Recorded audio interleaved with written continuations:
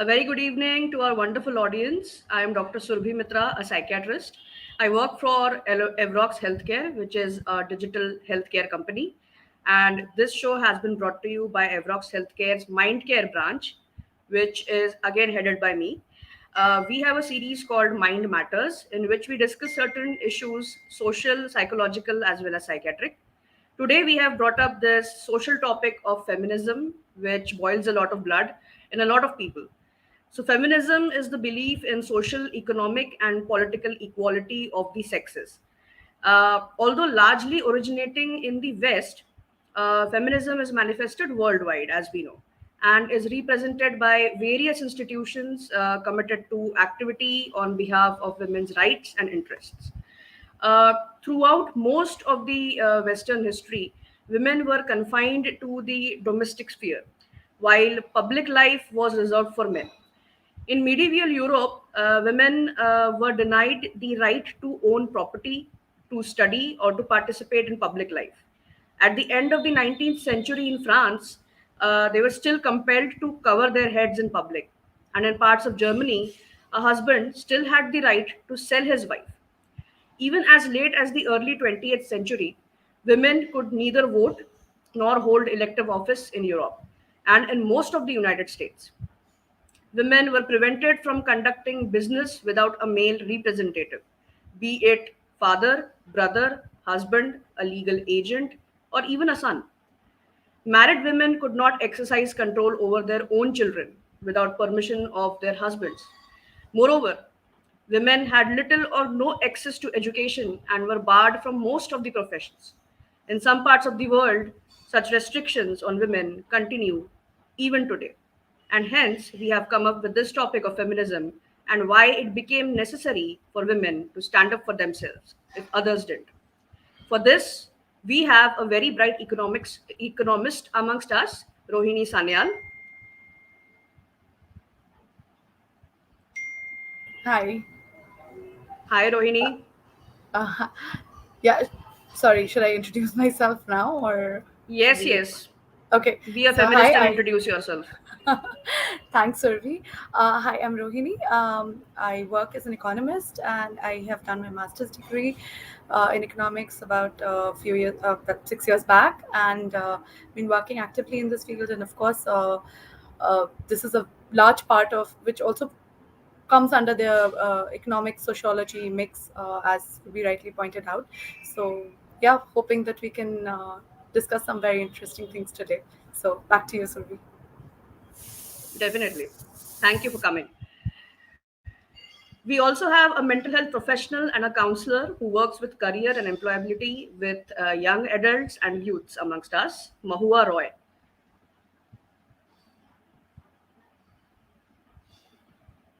Ma'am, please unmute yourself.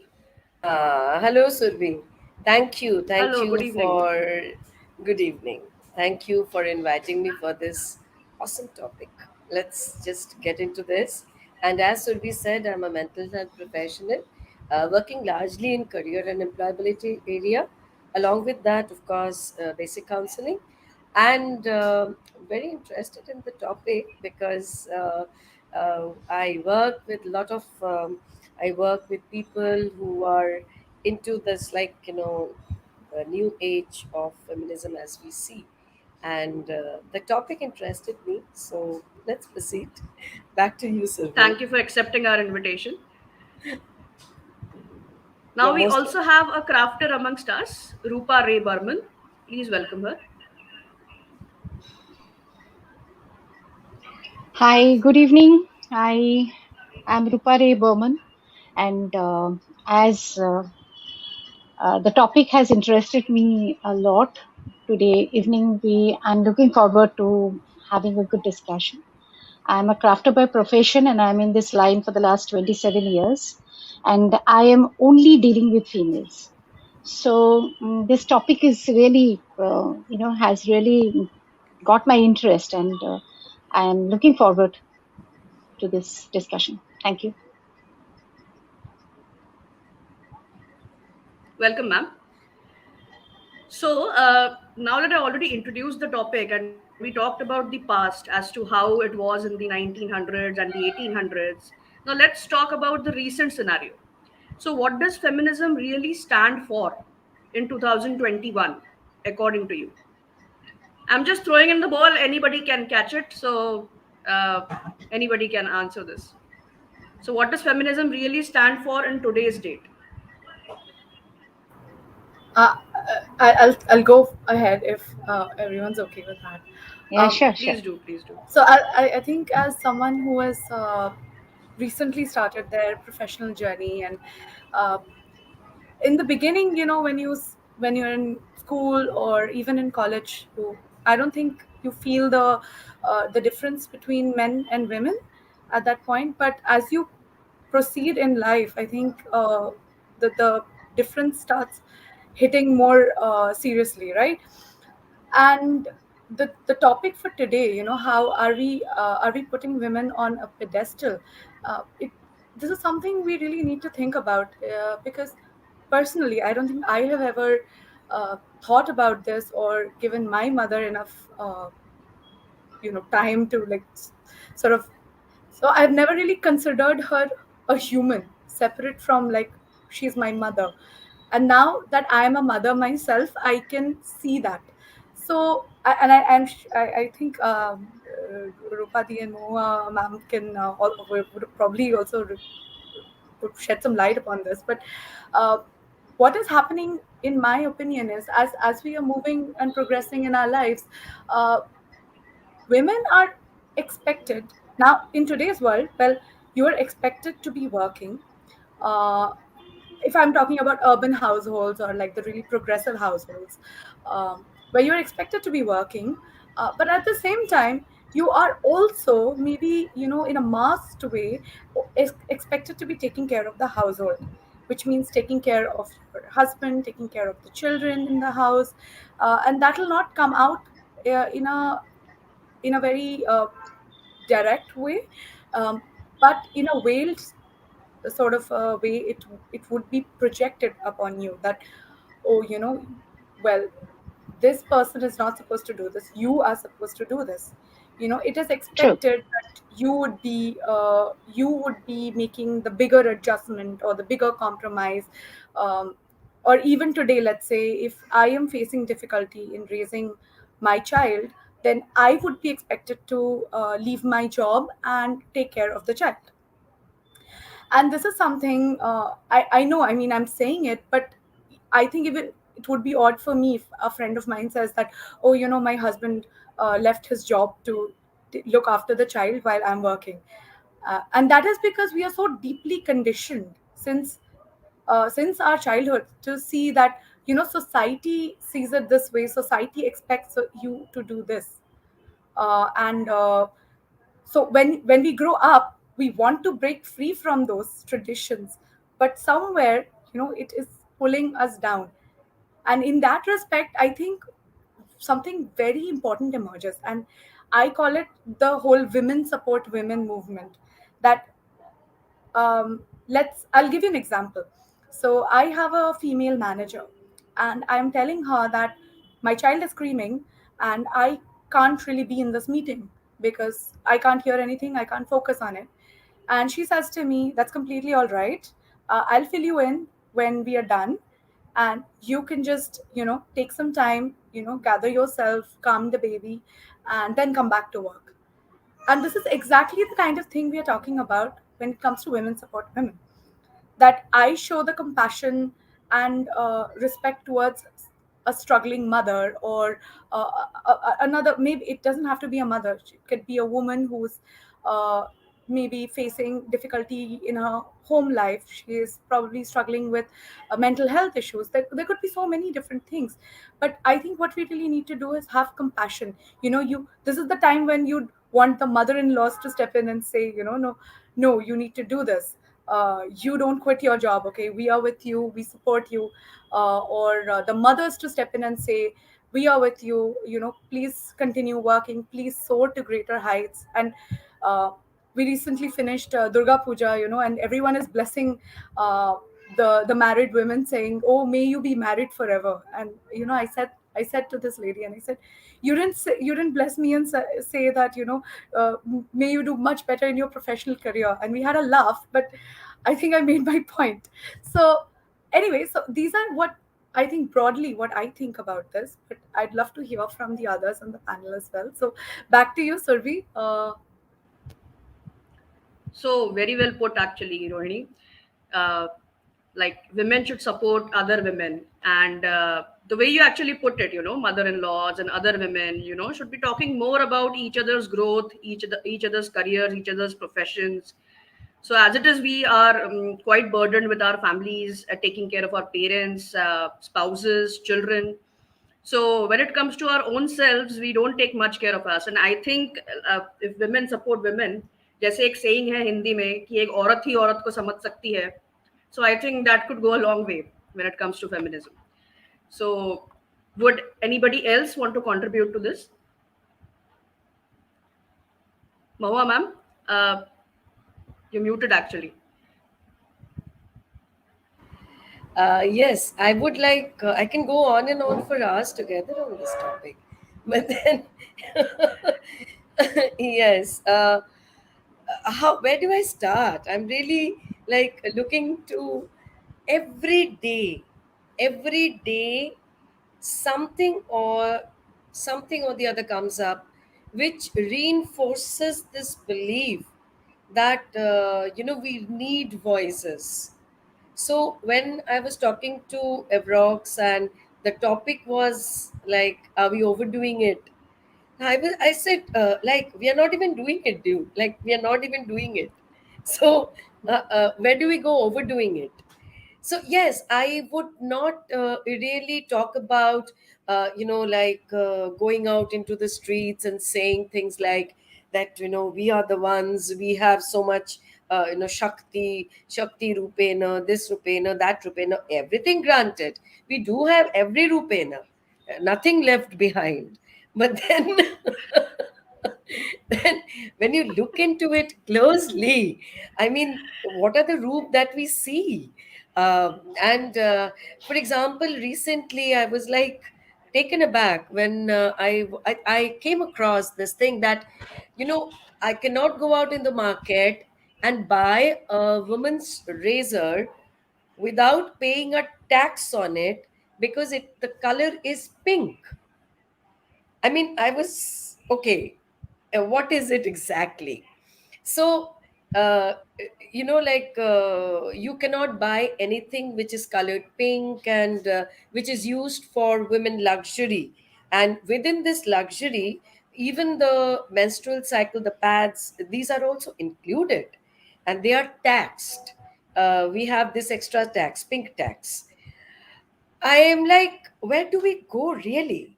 Where do we start? Recently came across a baby was born in our family, and the discussion that revolved around the mother.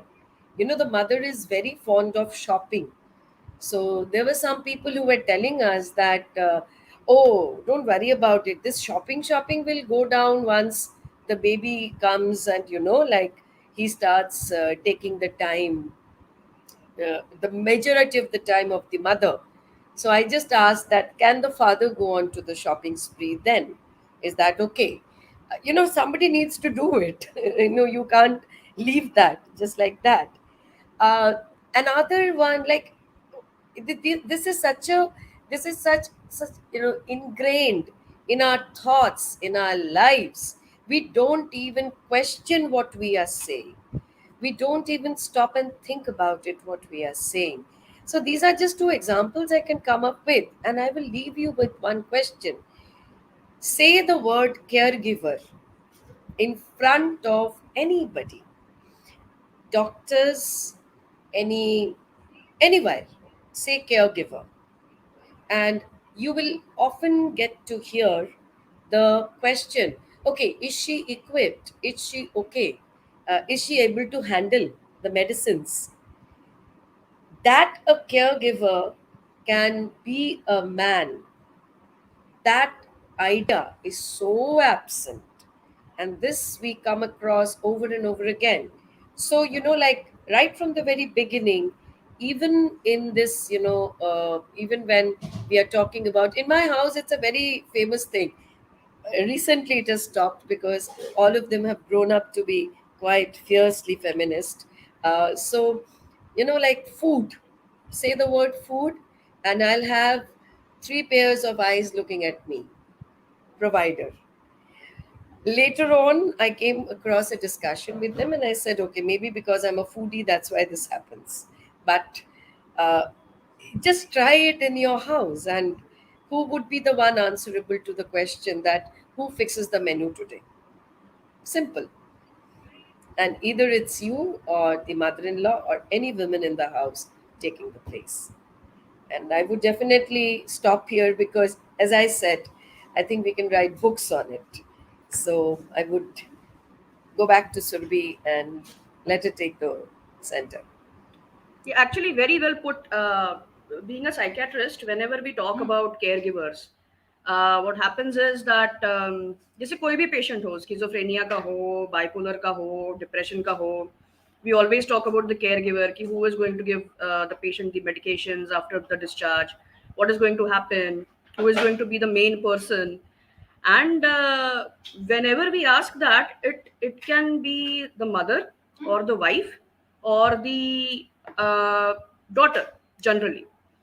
So what I came across is कि even if, say for example, एक लड़की है, her husband is of her age, very well equipped, and he can actually take care of her, but instead that 80-year-old mother will be the caregiver. So what Mahua ma'am said, the concept is actually like embedded in everybody's minds कि caregiver मतलब एक औरत ही होनी है. So yeah.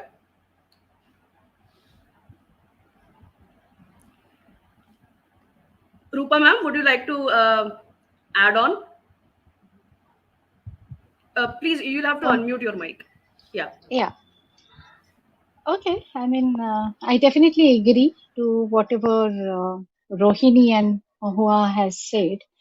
And the thing is this, that there are certain rules, rules which has not been written down anywhere or penned down anywhere. These are unsaid rules that has been following since ages, and that is where we are bound by this string of what we should do and what we should not do, that this is your job to look, be it food, be it kid, be it taking care of your parent-in-laws, or be it taking care of your children or your husband. Everything, it has been penned down without writing it as a rule that we have been following since ages. So the moment we have started stepping into a world which is beyond our home, like where we are working, or maybe we are asked or expected to earn, like what my colleague just said.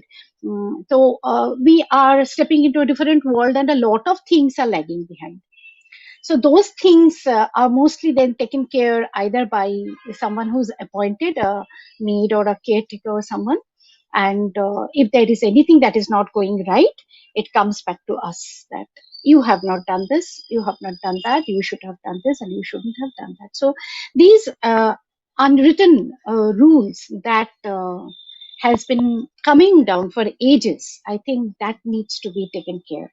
And many houses now, I will not say that every house has this situation where people are just looking onto the mother or the mother-in-law, or maybe a female person in the house to take care of the responsibilities, but men also have to some extent, to a lot of extent, in fact, changed their views, and they are also giving us a helping. And I do have a support at my home like that, so I can't really, I see a lot of people, because with my students and their and their stories, I've seen that it's always that whenever they sit to craft, first of all, the job that I am into, the work, the field that I am into, is accepted as a hobby. It is never accepted as a profession. While I am being been working in this field for the last 27 years, and I'm earning very well. Yet, but this thing has been taken as very lightly. Oh, what is this? Until and unless somebody comes and sees what we do, or what I work with, or how I work with, they that about the work that I'm doing. So here, my job, or my way of working, I operate from home. I don't go out. I operate from home so that I can take care of my kids. But very many females do not have that opportunity. They have to leave things behind. Yet I'm questioned. It's not that I'm always, given a free hand in doing everything that I'm doing. So, according to me, I think right at this moment, a lot of females who are younger to us, like I'm 54, so I'm talking about females who are just, getting into good professions and working. They manage their things with a lot of, how should I put it, like with a lot of mm, oppositions, and with a lot of questions that you are not doing your responsibilities properly. And the situation is definitely changing, because feminism started with something, and over the period of time, over a period of such a long years, I think the meaning has changed. It has evoked, it has given us like a time, since the time when females were not allowed to vote. We have come a long way, so it is changing. It's not that it is not changing. So I can only look up to a better future. And one thing I would definitely like to add is that we mothers, like we are in a generation who has just stepped out of the home. My mother never stepped out of the home, in spite of being a master's. She stood first from Jadavpur University, but she gave her home the preference. But she taught us that you should build up your own future. You should come up and do something beyond this household duties and household chores, in which cooking was like, I will just, I don't know why people are all looking up to a housewife for just cooking in the kitchen, just making food and serving it on the table. Yeah. So she taught us to look beyond it. So I'm a generation where I have just, lifted myself a little ahead of what my mother did. So raising up our daughters in a way where I tell my daughters, I mean, this is a very personal thing I'm saying. If you can, agree with me, nothing like it, then I tell my daughters that you develop yourself, build yourself up in such a way so that you don't need a man. So we look up to a lot of things, a lot of responsibilities that or maybe a lot of again unwritten matters, that if he's my husband, he has to do this. If he's my husband, like how people talk about females, that that if it is food, all the eyes goes up to the mother and see, what is the thing? What have you made? Only this? Is it this much today, tonight? I mean, what were you doing the whole day? Or whatever, like it. It looks up. The family looks up to the mother. Like there's certain things we also look up to men, that he has to do this, he has to do this, he has to do this. So if you want to fight for your own platform, or the equality, or your rights, or your power, then you build yourself in such a way so that people will automatically accept that you are standing in a pedestal. There is no need to fight for it. There is no need to say that you have to do it. So equality, if you're talking about equality, then you have to be on that platform. That's what I believe. So if you build up your daughters in a way that they don't need to depend on a man for something, I think it can bring a good change. And women fighting for women, I think I should comment, because these are something, a support from a women in which form? A form of a mother-in-law? No, no, no, no. Form of a sister-in-law? No, no, no, no, no, no. If you talk about a mother, I don't know. She's always like, please adjust your thing.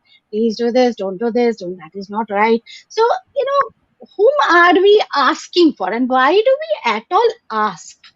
Why do we have to go up and say, oh, you should understand, like, well, I'm working, my mother-in-law should take care of the child. Why do I have to do that? I can make arrangements so that, my child is taken care of.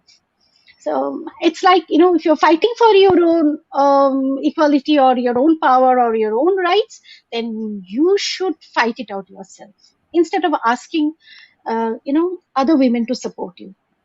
This is my point of view, 100% my point. People might beg to differ. Yes, back to Okay, you, Sylvie. Priyanka Thank you. Datta, yeah, yeah. Thank you for your comments, ma'am. So Priyanka Datta says that this is a real irony while government talking about menstrual hygiene and at the same time putting tax on sanitary pads. Yes, I was actually going to touch on that topic very soon. So I think we can touch upon it right now. So, Yeah, so why not? what Yes. happens is, yeah. So like certain companies recently have started giving menstrual holidays. Okay, and a lot of them do not believe in doing that because then it's like फिर तुम equality की बात करते हो, तुम feminism की बात करते हो, so if men are working 30 days, why can't you work 30 days? So it's like that, but at the same time the physiology is different. So there is a big argument regarding this, that if the physiology is different, our needs are different. So why not, like, how is it non-feministic to get menstrual holidays? So, Rohini, See, I will only say one thing here.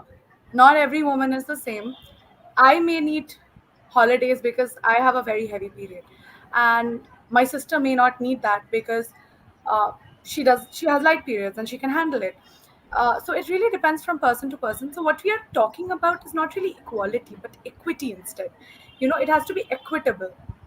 And again, I know Rupa Bhav sort of disagrees with me here, but I would again reinforce this whole thing that why I'm talking about women support women is, if you have a project due at work and you can't take leave because you are even if you are sick, you can't take leave because you have this big project deadline or something coming up, and it's really hard, it's getting difficult, you have all this stress.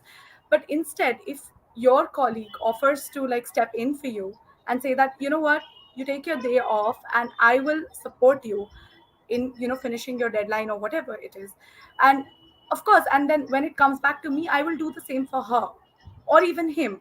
I'm not saying it has to be limited to a gender, but the point is that this whole ecosystem has to be developed. The expectation, the other day I was told, I'm just sort of digressing a little bit here, although it's on the same thing, that um, a friend of a friend apparently went into labor during a board meeting, and the chairman asked her to finish the meeting before she went to the hospital.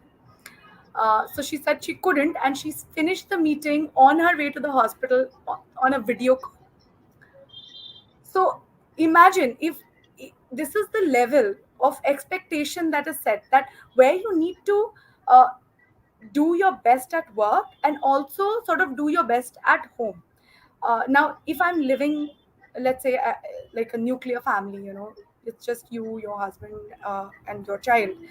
And if the husband is like stuck at work, or if he has long hours, or the responsibility will automatically come onto you. And you can't say that, oh, I'm not going to like look after my kid. I mean, of course I can get help, but how much can I rely on that help? Or even if I have help, I'll have to give very clear instructions or monitor this person, which will again take up time. What happens essentially is, and in fact I was just looking at numbers, uh, the unpaid work that women do at home is close to 8 hours in India. On a national level, it's 7.22 hours. That is almost a whole working day in itself. So imagine these women are at work, they're doing like 8 hours of work, and then they come home and do another like 7-8 hours of work. Okay, forget 7-8 hours, maybe even like 4 or 5 hours. That is a lot. And that is why this equity needs to come in. Maybe the work needs to be divided like 60-40 between the husband and the wife or something like that. So yeah, I'm sorry, I digressed a little bit, but yeah, my point is that it doesn't matter how the company should have a policy. I definitely agree on that they should have a menstrual uh, holiday for people who really need it. And at the same time, women also need to be careful in taking it I mean, availing this. If you really want to, take a day off because you're not feeling well, you're having cramps, go ahead, take that leave. One day is not going to make a huge difference to the company. I'm really sure about that. And we need to normalize this thing. Like, it's such a hush hush matter. Oh, women have periods. Oh, this person got a stain on it's like going back to school. But what I'm saying is, like, normalize it. Just accept that this is how it is. Women need a day off, and it's completely okay. It's like maternity leave. You can't really drag this mother out from the hospital saying that no, you need to finish your work. So it's like that. It's the same thing, in my opinion. Someone might disagree. Yes. Yeah, Mahua ma'am, please. You are. You need to unmute. Okay, so I'm majorly into training a lot, like in industries, in corporates. So recently I was in this particular company. I will not name where and where. So it's all about retail, and they decided that in from the next batch of recruitment, and the like at the basic starting level of counter salesperson, they will not recruit any woman. And even like my very little hope of having that said famous 33% was completely gone with the management decision that no, nothing doing, no women can be allowed in that level. Why? Because it's a retail industry, and counter sales. So every day how much a person is able to sell is actually, it's a number. So you have this number tagged to their job roles. So it seems that women are most unpredictable because they will take holidays, they will not treat jobs seriously, and they will also, if they get married, the first thing that they will do at that particular level is leave the job, because that is what the in-laws and everybody else they expect out of them. And I'm talking about salesperson who are recruited from various NSDC programs which have 12th dropouts, non-graduates, so grooming them to be counter sales people. I could not really do anything. I'm still fighting that battle. But when Rohini spoke about that part, that that holidays, so maternity leaves, holidays, they are generally considered to be a loss making, loss making time for the company. So, in order, you see, again, we have that added part in that, where we are again trying to put in more work, trying to prove, quote unquote, that we are more, like we are efficient. I will not go into the question of less or more. I will just go into this completely area, a complete area, that we are just efficient. You can count on us. We can do it, and then only we are allowed to to that in an organization to get promoted, to go up in the ladder, and maybe just kind of keep away from the bias that is generally formed. But it is actually a study in behavioral also, that when we talk about feminism, there are certain things which we also must look into, and those are related to the skills. Yes, we have been victimized. Yes, we have been at the very short end of a lot of actions. But what are the changes that we also need to integrate in the way we work to make the world or the organization or whoever aware that we do have the capacity, even if I do take 2 days off for my menstrual cycle, I can definitely come back and also put in the effort to to be sincere, to have the complete ability, skill to go ahead. That is where somewhere I think we have a very we have a gap which we need to bridge. That what happens because of this idea that, women are taking holidays and they drop off the job scenario immediately after they get married. Again, I saw for about, like about 100 people in that particular organization, they were also marked because they were a women. And but they are sincere, they have risen in the ladder, they have really done well. But still, at the end of the day, they fall under that category, women, and they take the shortcut to shortcut from a job. So, Survi. Yes, actually, now there is a surprise that we have two guest speakers amongst us who are also feminists.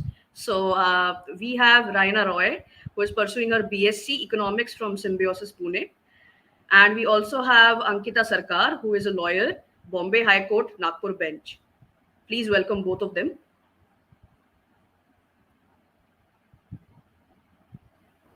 Hi, Raina. Hi, Ankita. Hello. Having also been.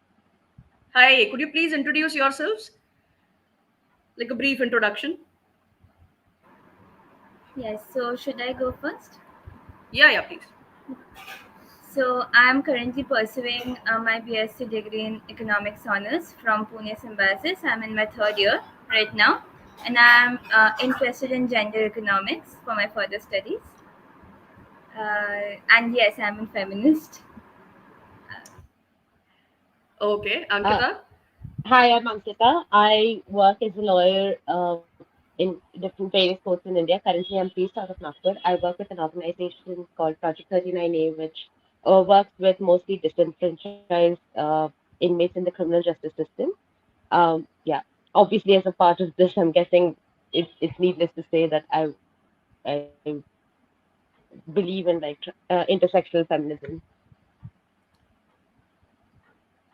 Okay. So, yeah, we were basically talking about menstrual holidays and are they like a feminist move or a non feminist move? So, we would also like your comments on that. Do I go? Yeah, sure. So if I'm talking about menstrual holidays, it's surely a bane for every company, I think. So as far as that's concerned, I personally feel that it shouldn't be a choice for the companies themselves, because every company given a choice would surely choose a man over a women, given that there are sabbaticals, there are extra menstrual period leaves that we are coming up with, and then there are obviously pregnancy leaves. And also there's a very famous economist named Jayati Ghosh who has said that female employees are the most dispensable asset of any company. So take them in whenever you need them, and at a point when the business doesn't need them anymore, just tell them that you are too old, you need a kid, you need a baby, and they'll surely leave after some time and some pressure. So they are the most dispensable assets of any company. But talking about that, if given a choice to corporates or any any industry or any employer in that sense, uh, it's very difficult to establish the fact that if you talk about like statistics that today there are huge gender wage gaps. Because of it, um, there are like it's very difficult for women to go up the ladder inside a company with whatsoever academic achievements they might have. But then at the end, when we look at the statistics, it's very prominent that countries which have a higher gender equality do better. And as per a study, by 2050, improving gender equality would lead to an increase in euro GDP per capita by 6.1 to 9%, which amounts to euro 1.95 to 3.15 trillion in an economy. So, whether it's about female unemployment or gender wage gaps or women just being a very difficult asset to keep it to a company, it's very essential for a growth in any economic factor. So that's something companies need to reanalyze, and maybe it should be to a point also government imposed. But yeah, we have to wait for that, I think. So yes.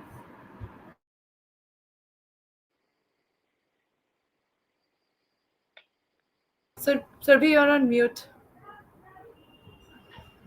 Yeah, I am sure that Ankita would like to add something to this, because I remember she keeps saying that the High Court is a very sexist place in a way, and it's very male dominant. So I think Ankita might have a lot to say about her profession. I think one of the things is that if you work in any place that is heavily influenced or has a large number of men, it will always be difficult to have get your way around this because first of all, like I heard, I'm so sorry, I do not know your names, but I remember somebody saying like I was watching it right before this. It's so difficult to first of all bring up that conversation in the first place. Like it's so awkward to go up to your boss who's probably a man and say that okay, I'm on my periods and I need a few days off. Like they're just going to act as if this is the most unnatural thing that has ever happened.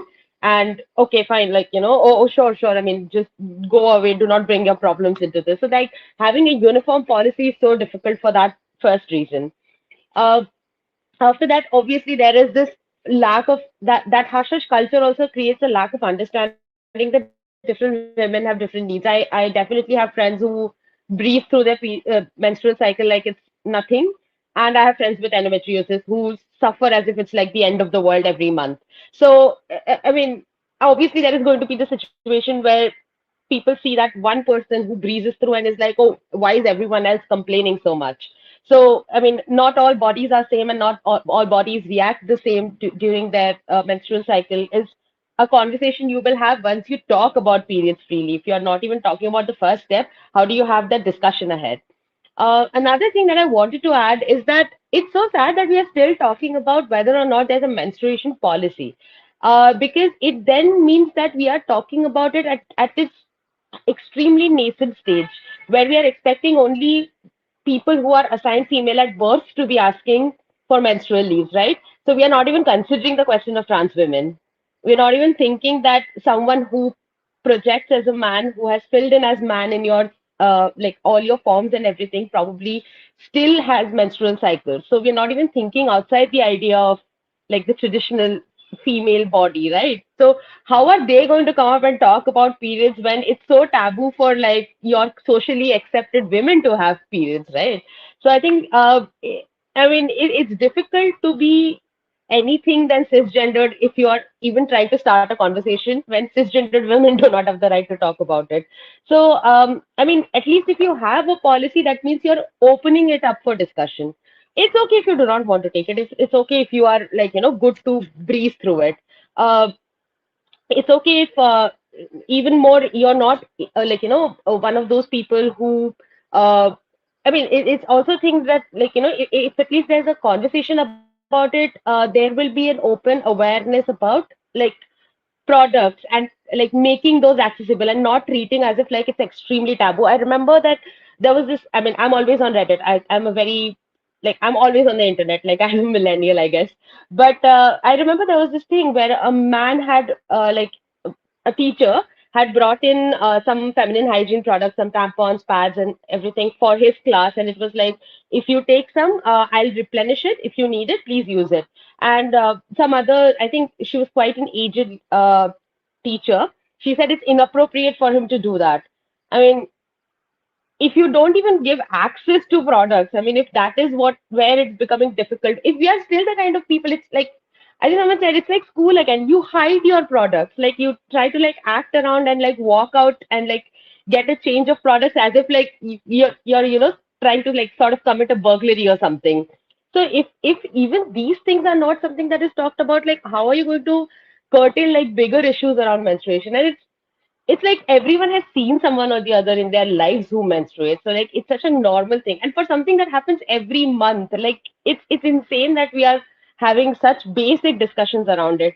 One other thing that I read online recently is that I mean, it's a little bit of a digression, but like basically around the Texas abortion law, I guess they were talking about how women are not being allowed because it's like a pro-life movement to not give women access to abortion.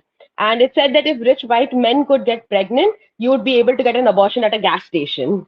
So it's just like that. I mean, if it was a problem that, like, traditional upper caste cisgendered men were facing, you would have like the easiest access to all of it. Like they'd be like, this happens every month. Of course, we are going to address it some way or the other. But it's strange that around women we are still acting like it's some medieval problem. Treating women with like the harshest conditions. It's not an easy time. It's difficult. And then I had friends who would tell me that they're like they had like joint families where the patriarch of the family or the head of the family would be like, no, you have to sleep in a different room, sleep on the floor. I mean, I'm crying on the bed with a heating pad and I'm still suffering. Do not want to imagine what it is like to sleep on the floor and be uncomfortable or be in like very hot or very cold conditions because like maybe the room is not properly air conditioned or heated or whatever conditions you are living in. Like it's a difficult process and you add cruelty to it instead of making it easier. So all of these companies that are like now coming up saying quote unquote that they are progressive because they're recruiting women, there is no point in recruiting women if you're not going to address their issues. So, like you are then just part of being like, okay, the idea of equality is equal treatment of unequal people. And like it's an interesting thing. Like we are taught in law school that, if you try to enforce equality between people who are not equal, that is inequality in itself. So it's not like we are at a disadvantage. It's just something that happens. You need to facilitate it. If you're going to bring women on the team, you cannot treat them the same way that you treat your male counterparts. And that does not put us at a risk or puts men at a benefit or anything of that sort. It's just that opening up spaces requires more conversation, more communication, and some adjustments that can be easily made only if you're willing to take that extra step. I remember there was a time in between, it was on news that they were going to supply condoms on in vending machines everywhere so that there is no stigma of buying them at the pharmacy, so that the contraception increases in India and the population actually decreases in a way. So that was there, but at the same time sanitary napkins ke bhav badhte hi ja rahe the. They were on an all time high. So this was like this is our basic need. We menstruate every month, and it was like we still have to We are buy also sanitary taxed. napkins. No, no, Yeah, we are also don't forget taxed that. for it. Yeah. I was like, if you just think about it, oh, this time I'm not going to take this trip to, mountains. I just like to have menstrual cycle. Luxury? We are treating it as a luxury item. I mean, where are we? I mean, who would really choose that, today, this time, we are going to choose and have our menstrual cycle? It's okay. Like, Yeah. Also, like condoms are tax free, whereas menstrual pads still have GST applied to them because it's apparently a luxury. So Yeah, it's our condoms, luxury. right. So Sanjeev says, I think we should have a separate episode on menstrual cycle. It's sad that there isn't a centrally accepted leave policy yet in every government and non-government organizations. Okay, so yeah, okay, so let's move ahead. Now talking about the education system. सो अब इसमें भी एक feminism का बहुत बड़ा role आ जाता है that they say that why is there women's reservation if you are a feminist. If women want feminism, if they want equality, then why is there reservation in education? So at the same time I had an argument with one of my like male colleagues, and you know what he had to say. He said ki ultimately, like what Mahua ma'am addressed earlier, he said कि जैसे MBBS पकड़ लो, ठीक है. Now we go through MBBS, and nowadays like women are more in MBBS batch as compared to men. So what happens is that once they pass their MBBS, maybe they'll enter MD, and after that they'll get married, or in between they'll get married, in between then they might get pregnant, then they'll go for a maternity leave, and then they'll have to extend their period of internship or residency. So all of this happens, and then later on after marriage, because of a lot of pressure, maybe from the husband or maybe from their in-laws, whatever it is, the women tend to become housewives. I have literally seen some of my batchmates, like colleagues, after doing MD, they have become housewives and now they are doing nothing.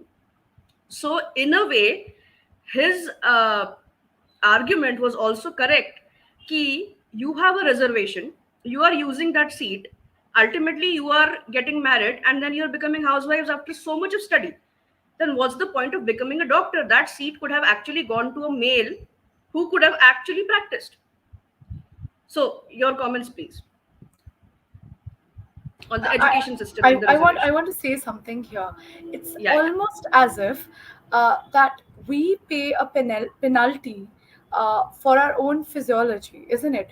Because it is the society that is making these rules, taking you out, and yet we are paying the penalty somewhere. So if I have a reservation for women in medicine, that is because somewhere the government wants to encourage women to be in that field more, right? So we are on the right track here.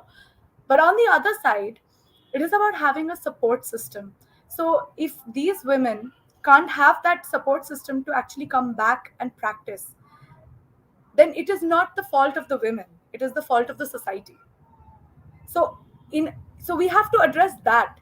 So in when your male colleague said that, the seat should go to a male person, uh, no, you need to fix the society, you need to give them a support system that they can get back to work.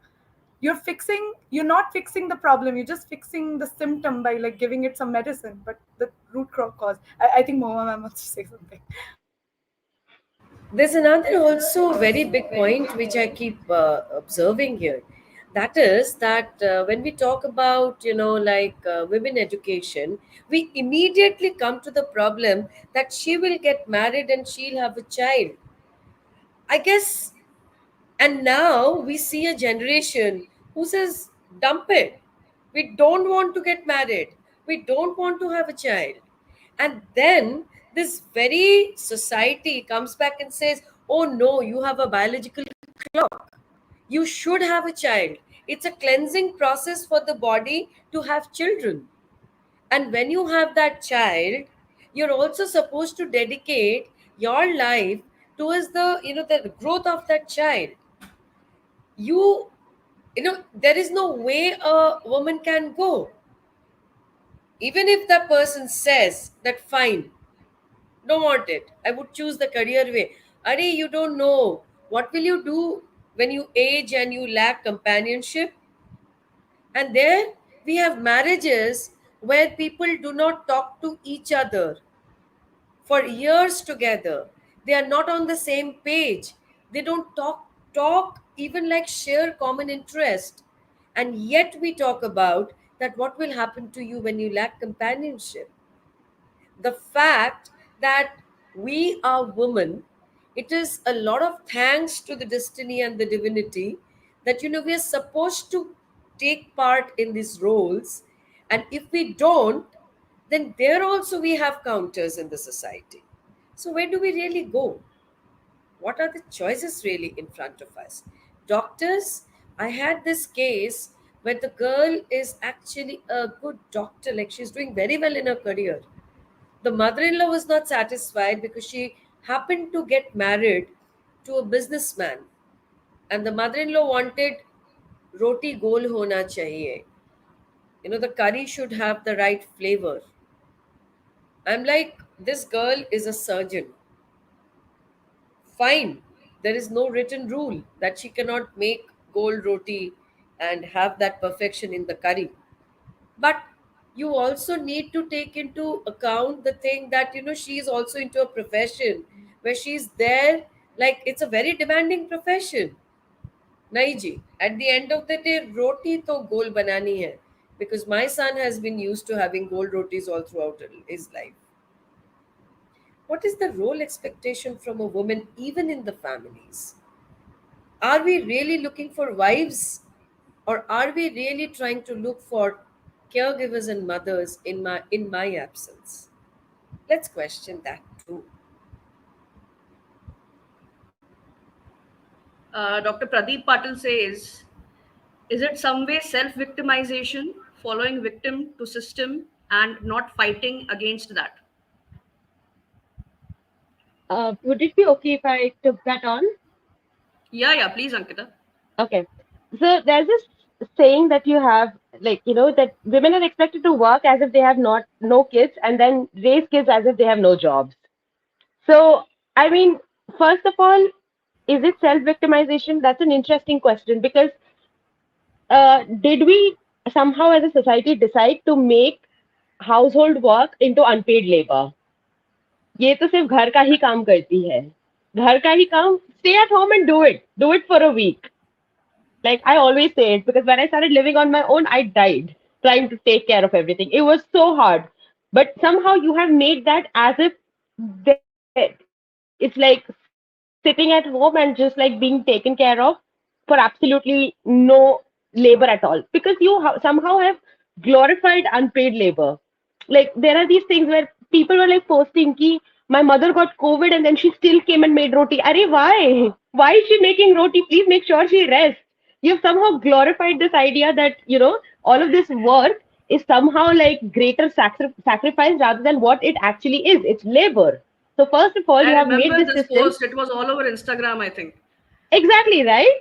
So, Yeah. I mean, salute to your mother, but how about you like actually find a way to like compensate her for what she's doing? But no, you wouldn't do that because that would be against the interest. And then, I mean, self-victimization, well, think about it. Are you working in a system that is constantly stacked against you? Even for the reservation question, right? Do we ever talk about people in professions, whether it be doctor, whether it be lawyers, men who have decided to finish their degrees and completely waste it? And not even because they were having a child or taking care of the family, which again, as I said, unpaid labor. They have wasted it for completely random reasons like intoxication. Just decided to not work. Just decided to gamble away all of their money. How many times do we talk about people like that and say that okay, men shouldn't be allowed in like all of these advanced fields? No, because it's their arena. And the moment there are like one or two women out of like a whole batch who fall to societal pressure and are victimized by their situations, end up not practicing, you're immediately like no, so give all seats to men. So it's so easy to exclude them from the process, like just because of two women, and you discount the actions of all men just because it's their field, it's their arena. We have been given like this tiny opening, and we are constantly like asked to squeeze through that opening while that opening is being gate kept.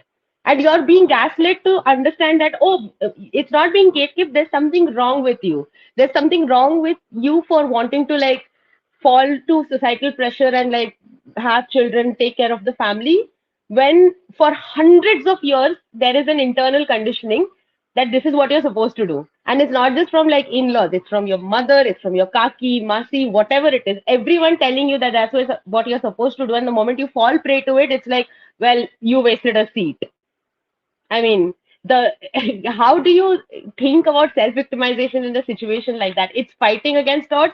Everyone who has managed to stay in professions and still have a running household, they are extremely like inhumanly wonderful, powerful people. Because I don't think, I mean, even in my head, I would be able to do that. After my job, I want to just order food and like go to sleep. I cannot imagine coming back and taking care of the house or anything of that sort. So the day when everyone who thinks that this is just like saying that oh I'm so sorry, I'm in such a bad situation, feel bad for me, try balancing both. Try falling to hundreds of years of social conditioning. The stacks will never be stacked that badly against a man. So it's impossible to like say that, oh, I have experienced what you have experienced. It's just impossible. It isn't. And whatever we are able to do today is because of incredible feminists. But still have such a long way to go that, the moment there is one small mistake a woman makes, it becomes about all women. It's not about that one person or her situation or her condition. So yeah, it's easy to say that we put ourselves in these situations when you.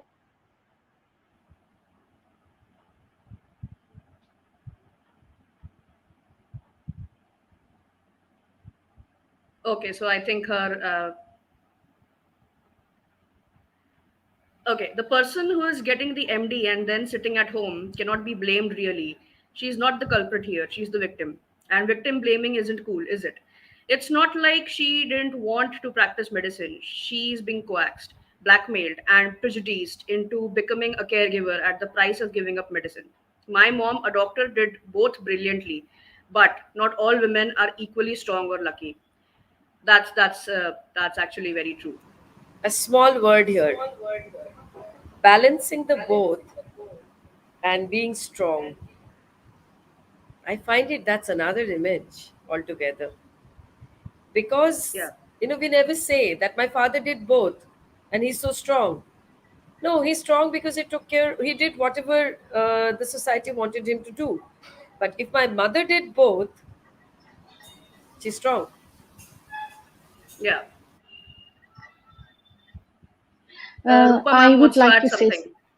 Yeah. yes, I would like to give an example of my own life over here because I'm not into the corporate world, and the kind of things females face in their offices and things like that is not something I'm really very aware of because I've never worked in the corporate world. And I took up my work from home only because of the fact I wanted to create the balance between my field of work and my home.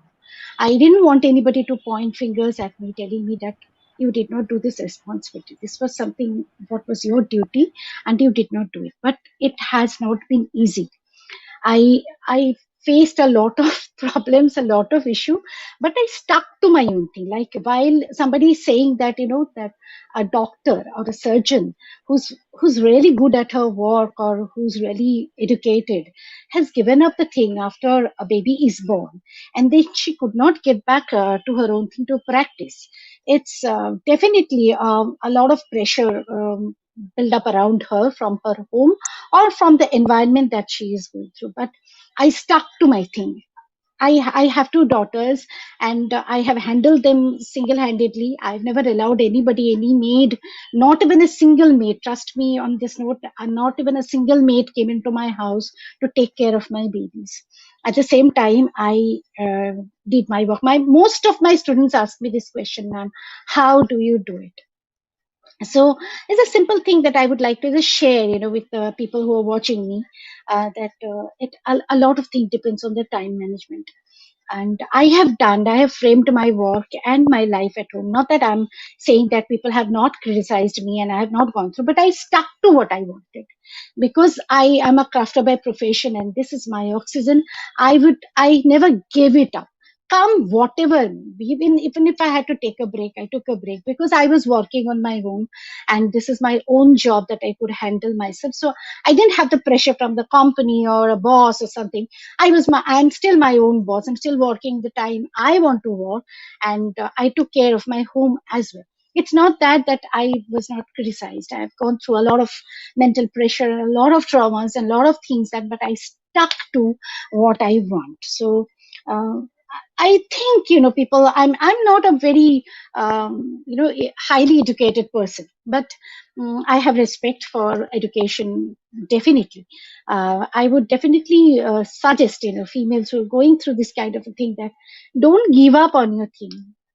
If you can manage it both sides, work on a good time management scheme and see to that whatever you have achieved by your own merit, should not go into waste. Thank you. Survi, I want to add like some just building up on what Rupanam said, and I think she said something really interesting that don't give up on what you want to do, and I completely respect that. I think everyone should have that drive, uh, but I Yes. think what it really boils down to the end is choice, and nobody really asks women what do you want to do, what is your choice, do you Yes. I might be someone who likes to be a housewife, and I shouldn't be, judged for that. I might choose to spend time with my family. I shouldn't be judged for that. At the same time, if I choose to step out and work, I shouldn't be judged for that either. So it works both ways, and what happens right now is if a woman steps out of the house, she's completely judged. Like, oh, she's not looking after her kids. she's not doing her responsibility. The mother is like, the main source for the child. Like, she has to have the control of the kid. Papa to aate rahenge and all that. So that one expectation is there. If she is at home and she's taking care of the child completely, then you're judging her saying, oh, she's just a housewife, she knows nothing. She should go out, do some work, see how the world is. So, and we are doing this to ourselves. Women are doing this to women, and they're sitting there and True. judging each Very other true. Yes, yes. instead of, like, Yes, pulling each yes. other up, saying, is if that is what you want to do, you do that. If that is something you don't want to do, don't do it. It's your choice. You're free to make that. So yeah, I I'll just wanted give. to add. I'll thank you, Rohini, for understanding what I'm trying. I'll just give a small example. I had very long hair at one point of time. So when I got married, I was constantly, how should I put it, like this kind of comments came up, like, and I had very thick hair, very wavy hair. It used to, like, come this side, that side. I used to always toss my hair. So I got a name saying that I look like a heroine. Okay, so my mother-in-law started giving me also, she's a heroine. So one day I just chopped off my hair. So then they started telling me that, oh, what is wrong with you? You chopped off your hair like a widow. So, then you do this way or you do that way. That constant judgment matter is always there. So it's just like, you want to do this, so you do this. I wanted to cut my hair, I wanted to chop my hair. Tomorrow I will shave off my hair. I mean, that's none of your. I'm happy doing it, I will do it. I'm True. just not bothered what other people are thinking, what other people are. If the society tells me, like, sometimes when I was young, I'm 54, I still do this. If somebody tells me, oh, what have you done? I just show them the middle finger. Done. You mind your own Uh, business, let me mind mine. Yes, I ma'am. also Yes, come Muhammad. to this one point where, like sometimes I wonder that are we really, having that liberty to choose? Or are we Yes. just stuck being responses to the judgment? This is one point, which has made me stumble over and over again, that what are we doing? People are, sending us certain commands, communication, and we are just reacting and responding to that.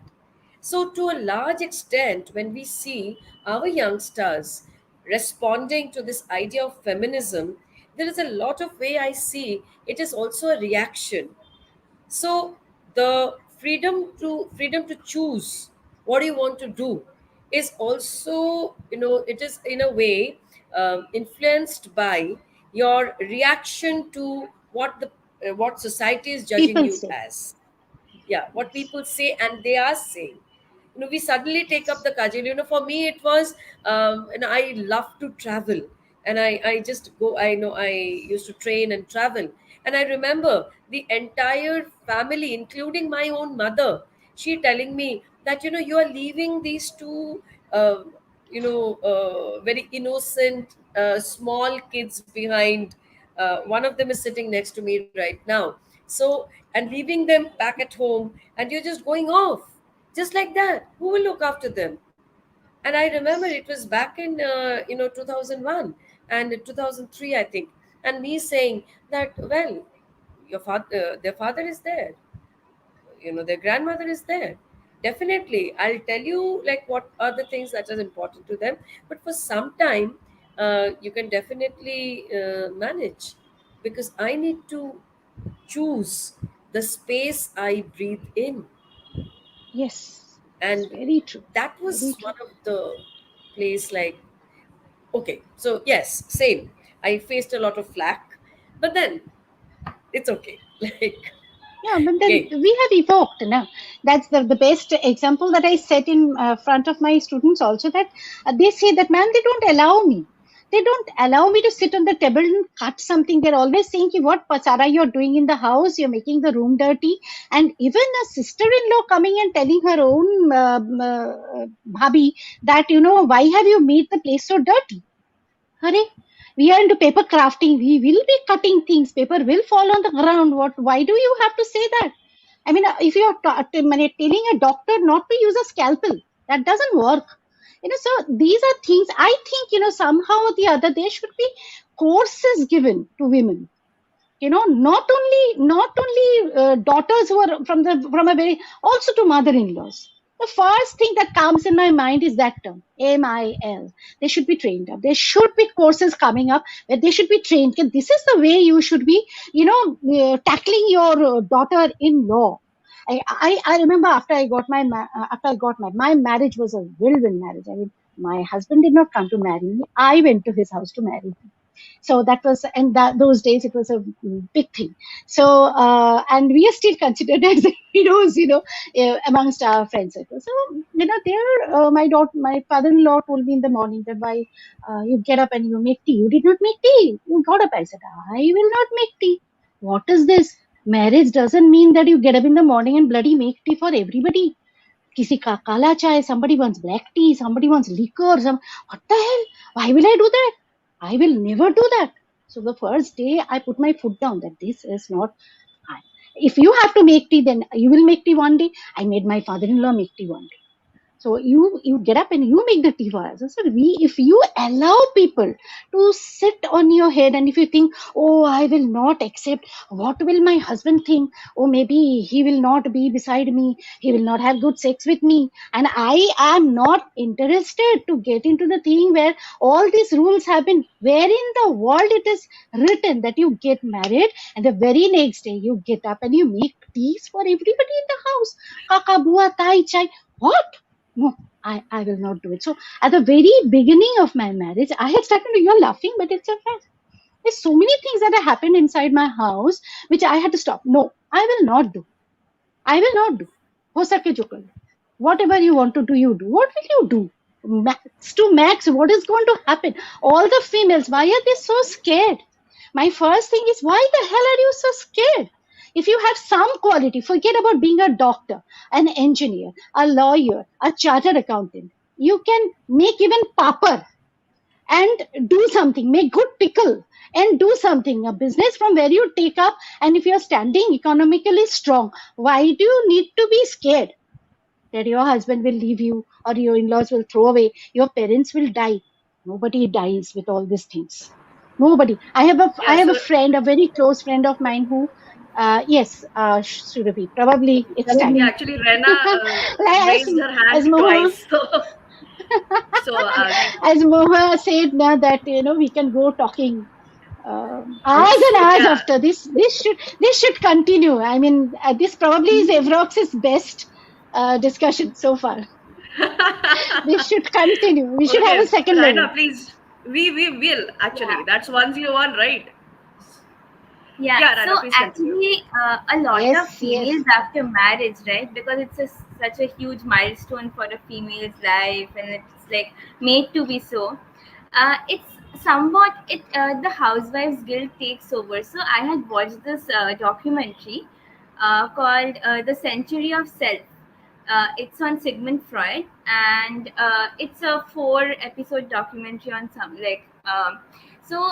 There's this part where like there's this Anna Freud comes up with this thing. Uh, like this was a study that in the markets when cake mix came out, so somehow the sales weren't really as much as it was expected, being a very easy solution to food item. And it was basically because women thought that uh, women actually got somewhat like an existential crisis in the house, because the only major job they had to do was to cook, and now it was so easy. So what would they do? The cake mix was basically you have to take the mix and mix something, water or something, and you have a cake.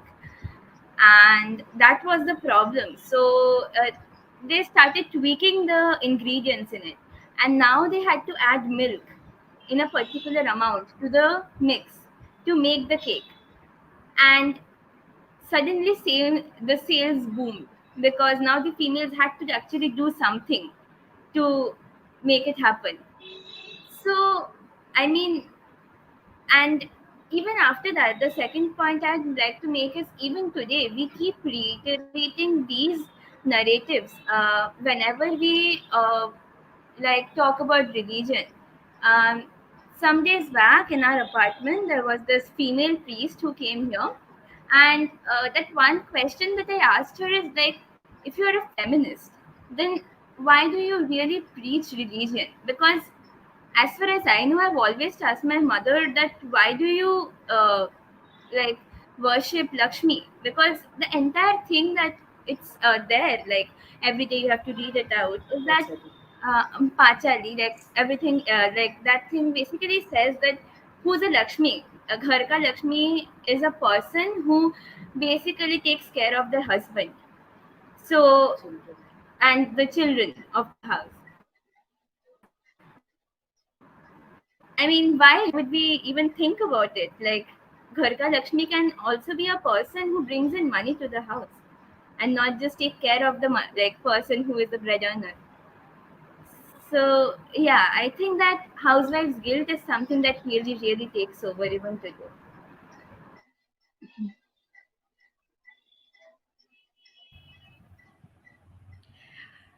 Also, now to add to this conversation, I think it is very important to know what modern men should be doing to ensure equality, and what modern women, I mean, what should they be doing so that it doesn't appear like they are asking or they're begging for something. So we have Like a the two very people. interesting anecdote to share. Yeah, yeah. Okay. So, when you talk about modern women, there was this incident when I had gone for a corporate training, and I generally wear my watch on my right hand. It's easy for me. And then Hmm. during the break, I stood with my plate in the buffet line, and I was at the end.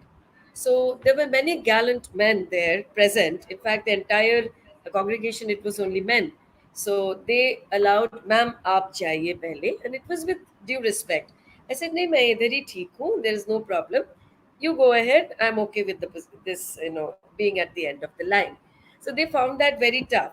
And then, of course, during the session, I was talking about women's right a bit and talking, because it was a posh session, POSH. So I was talking about a lot of things related to women's right. Then suddenly one of them asked me, ma'am, do you smoke? And I was like, why? No, you seem to be a feminist. You also wear your watch on your right hand. Do you smoke? So I'll end my anecdote here and leave you all to this wonderful discussion of what this relation has. Uh, uh, Yeah, Sorry, just Ankita. adding to Surbhi, can I just come in at one point? So I think when you said that, what modern women need to do, I think one of the biggest thing that they do need to do is like normalize failure. Because we have somehow in our head glorified this idea of like perfection so bad. Because I remember even when I was like 23, Yeah. 24, and the first job I was working at, I was so enamored by so it was a husband and wife. I was so enamored by his wife because she used to be like, she used to get up at 5 in the morning, take care of the house, go to the court, and she was absolutely brilliant. She's a brilliant lawyer. And then she used to come back, and I used to see her running around the house. And like, of course, she had a lot of like domestic help and all of that, but like running around the house, taking care of the children, their board exams are coming up or whatever. And then she used to again come back to office, deal with clients, read files. And I constantly was like, oh my God, like this is the ideal to achieve. So even in our heads, we have internalized perfection so much that we are constantly like, this is what I want to achieve. And anything less than that is not worth glorifying. So we just don't talk about it. Anyone who has failed, and like then you will have all these Instagram quotes, right? Like that failure is the route to having actual growth or whatever. But we are not going to glorify women who will fail. For our women, they need to be like perfect. And the bar is only rising. Earlier, it was like, oh, a great homemaker. That's a bar. Now it's like great homemaker, great professional. Must be a CEO. Must also be like a super mom. Like all of these like terms that are always floating around, and it's such an unrealistic expectations for people all the time. It feels so. It's like your failures are not your alone. If you don't excel at work, if you have trouble like keeping up with your family or kids, it's like not letting yourself down. It's like letting all of womenhood down. Like Yes, and let the entire women fail. family down. Yeah. Yeah, entire family down. And like no, but like even even when we get like high level jobs, right? We constantly treat it as if it's a favor. If I fail, they will again think that a woman should have not been here. Probably a man would have not done this, or maybe like even maternity leaves or menstruation leave, like a man would not have to take this.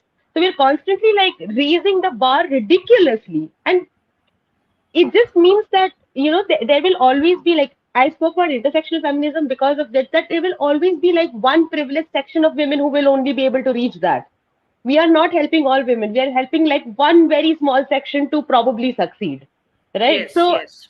normalize failures. Women today, if you want to like modern women, if you want to talk about something, it's okay to fail. Glorify it. It is a part of growth. Everyone goes through it. There is no ideal perfection that you constantly need to achieve. Fall down, make mistakes, do things that are like less than ideal. Probably smoke, as mom said. Make some bad choices, and it's okay. You will grow to be a person. You are not expected to be an ideal the moment you enter a workplace or a family or anything of that sort. So Or the yeah, moment you're modern out of women the probably do womb, that. you are expected to be an ideal woman someday in the future, which is ridiculous, actually. Also, adding to Ankita's point, what happens is generally, agar ek aurat ne kiya, as she said, the entire womanhood is blamed. So it's like एक औरत ने किया तो okay, सारी औरतें. But if we talk about one man, then we say not all men. So that also goes around constantly.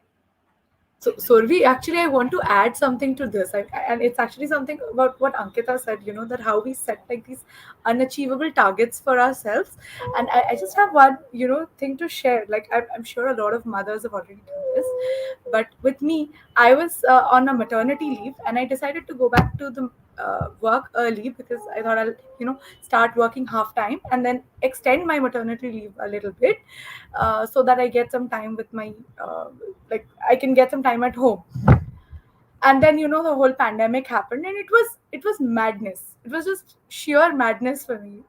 uh, and yet I kept working, and I kept telling myself, no, you have to push yourself to do this, you have to push yourself to do it. Why? Because I don't want to let down another woman. I don't want to be that person who said, oh, because of you, we are, judged badly by men. So I was setting I was setting this unachievable standard for myself, which I got through, but it was extremely hard, and it was a very difficult phase. So, and I'm sure a lot of women have undergone this. So No, in yeah, fact, just what Mahua ma'am actually said regarding the smoking thing as well, I don't understand why feminists or like women who appear very strong are, automatically they are labeled as she must be a smoker, she must be an alcoholic, she must be, maybe also smoking some pot sometime. That happens, and at the same time, it's like we are also degraded in the society for doing that. Even if a woman wants to do it openly, it's like very derogatory for her. Suddenly, अरे ये खुले में कैसे smoke कर सकती है? अपने घर के balcony में कर ले, it's okay. Why is she doing it here publicly, where men are only supposed to smoke? Like, okay, maybe in other urban cities, as Ankita said, like ultimately we are targeting only certain privileged women who could become feminists. But what about the other, like maximum, I think 90% of women in India? What about them? Also, Sanjeev was saying something. Should I answer Sanjeev's question? Yeah, yeah. I would love to answer Sanjeev's question actually. Um, this is actually another aspect of looking at it. Men need to be told what they have to do. This is a new discussion altogether. Time and time again, we will hear things like, tell us, you're not happy if we provide, if you're not happy if we are doing it for you. What do we need to do? Tell us. We need to tell men what they need to do because they are just not emotionally connected. But I'll draw a line here. I have come across youths nowadays. I'm coming across young adults who are excellently, I should not use the word supportive, aware, empathic, grown up in a very, even the word liberal is not right here. Grown up in a balanced family where labor is divided, it is not, centered only towards the female of the family. And especially this generation, I see them so wonderfully understanding, many of them. But then, for a feminist son, we also need a feminist family. It doesn't, the buck doesn't stop with, only the mother or the sister being a feminist. Women have been feminist, since when, like time and time again.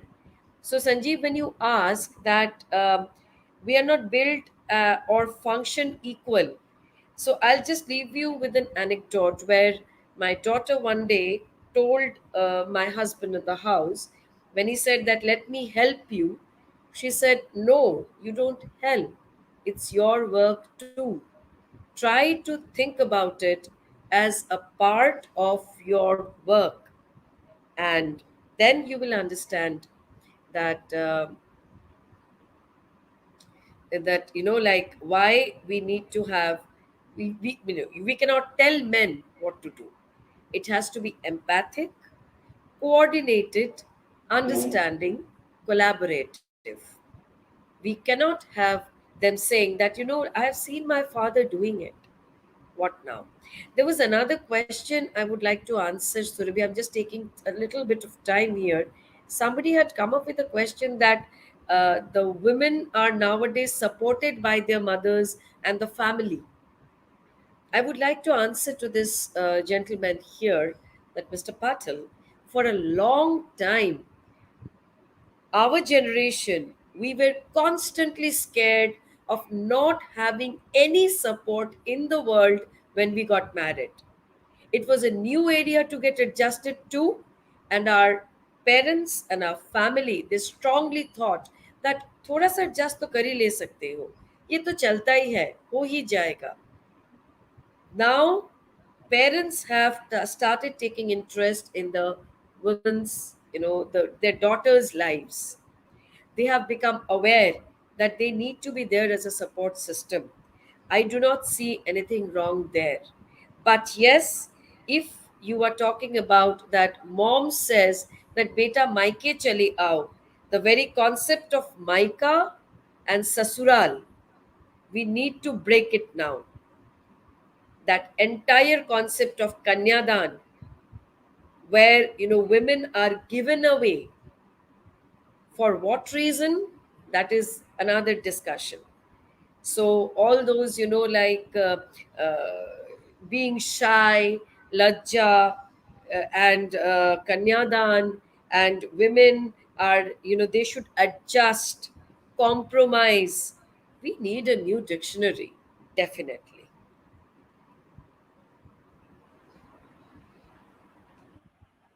I also want to add to Moa ma'am one more thing, and to answer the question, the first one, that what should men say. It's not about what men should say, but I think now it's a matter of upbringing as well. So what mothers of boys need to focus on is, how do you bring up your child so later in life they can adjust to their partner. So it's not about like earlier what used to happen, that, oh, I will support my son in like everything, and then the wife will support him in everything. That needs to change, and we need to teach the boys that भाई तुम्हारे ससुराल से complaint नहीं आनी चाहिए. This is what I say, that when my kid gets married, I will tell him तुम्हारे ससुराल से complaint नहीं आनी चाहिए, that your child doesn't know this, and you should know how to cook, you should know how to sweep the floors, should know everything, and completely be able to take care of yourself. So I think that is a very important responsibility for mothers of boys. There was actually a story that I think it was circulated on Facebook and WhatsApp also, that a friend comes over and the husband is constantly complaining that, my wife did not wash the dishes, my wife did not do this, my wife did not do that. And then ultimately the friend actually tells him that, isn't it your house too? Isn't it your child too? Aren't there your dishes too? So it's like it's a shared responsibility. If she does the dishes once, you have to do it the next day. So it's your house, it's your family, it's your home. So we need to teach boys that first. It starts from there. Okay. Uh, so I am as it also, yeah. One last thing that I wanted to add to Sanjeev's question as to what men should be saying or men should be doing.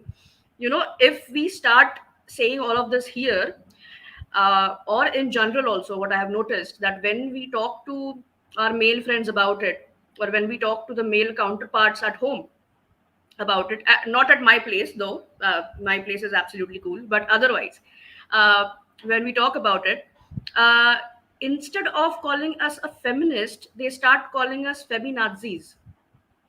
This is a new term that has come up. She's a feminazi, you know so it's like no point, no point in, like, ultimately what, like, अगर औरतों को ही बताना है, हम हमें ही अगर आपको बताना है कि आप हमारे साथ कैसे रहो, तो फिर what is the sense?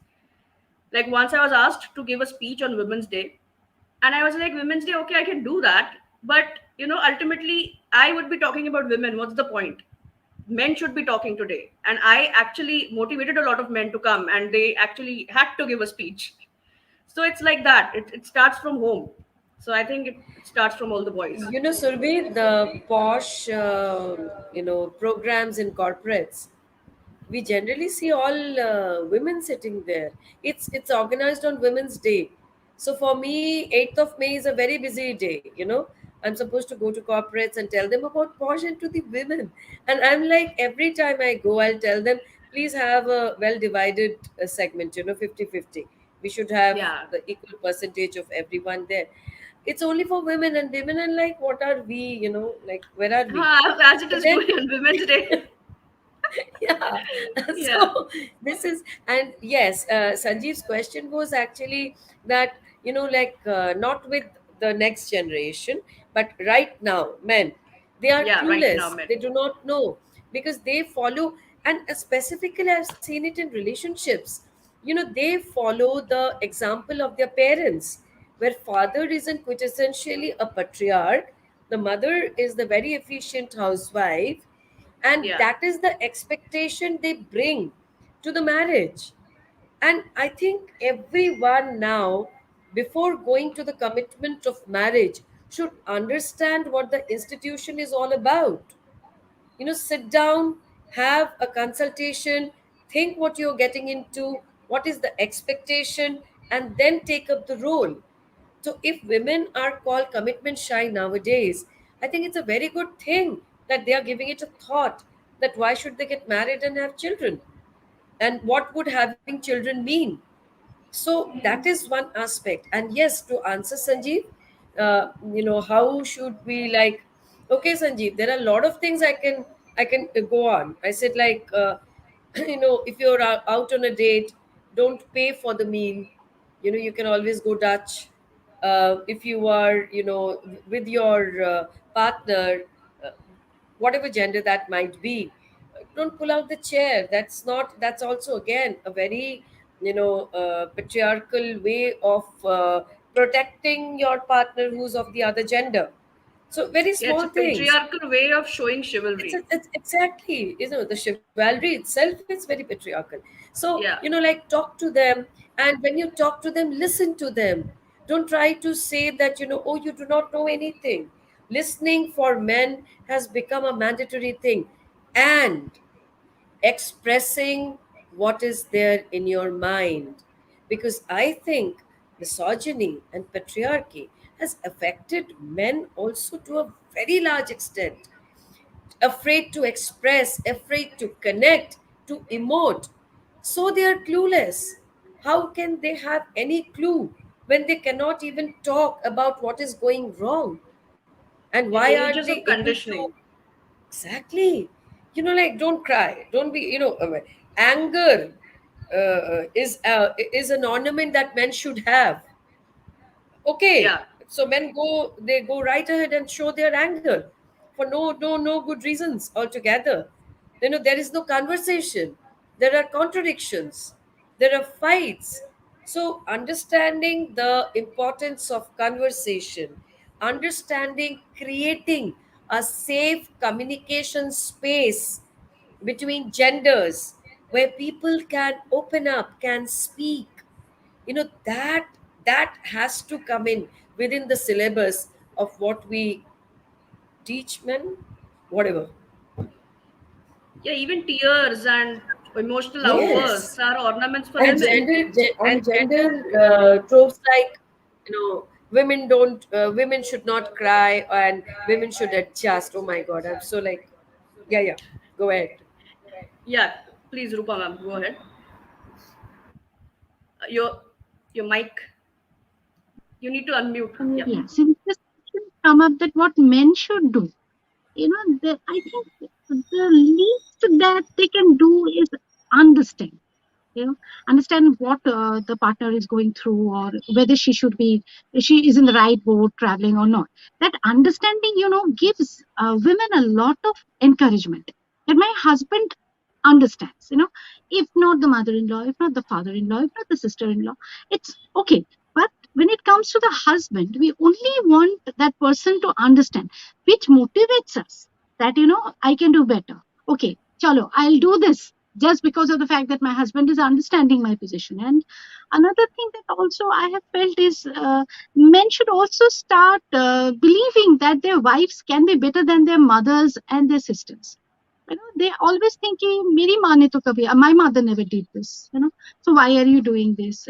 My mother has not done that. My sister doesn't do this. So why?" So in any place or in any situation, the wife can be better.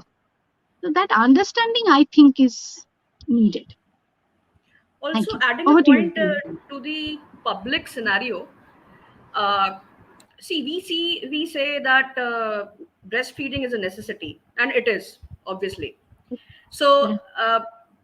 and once that is there, if your child is crying in public, you're supposed to breastfeed the child. But at the same time, you are kept names as to how could you be so besharam कि तुम public में breastfeed कर रहे हो.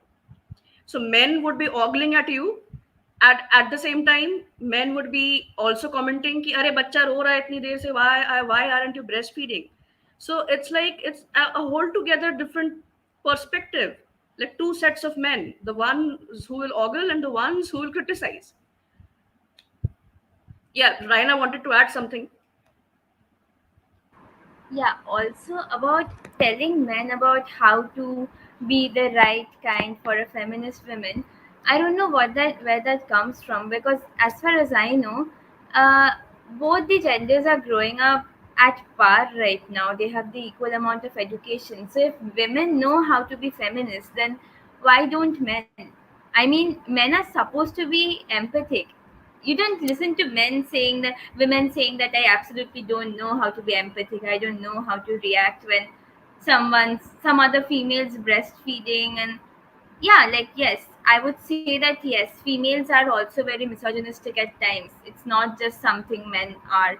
But then again, even if you talk about, like, why can't genders be, if I'm thinking about a non-binary couple right now. So if two men are dating or living in, and I don't think there's anything, like, both of them might work, and who does the dishes then? So why not treat a gender like not a, like, what you should do and not do, while, and I don't think that any and every non-binary relationship has a lower productivity rate, or does not get into proper professions as per our society. So it's not really about dividing the work as per who stays at home and who goes out.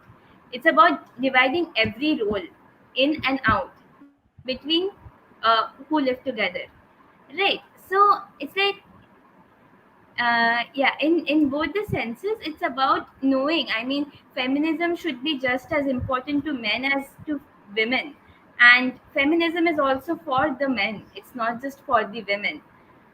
Yeah. So yeah, I mean, that's that. That is very well put, actually.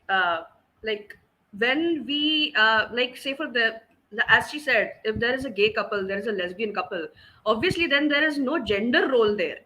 So why are there gender roles in a heterosexual couple? They shouldn't be. So yeah, very well put and with a very good example, I must say.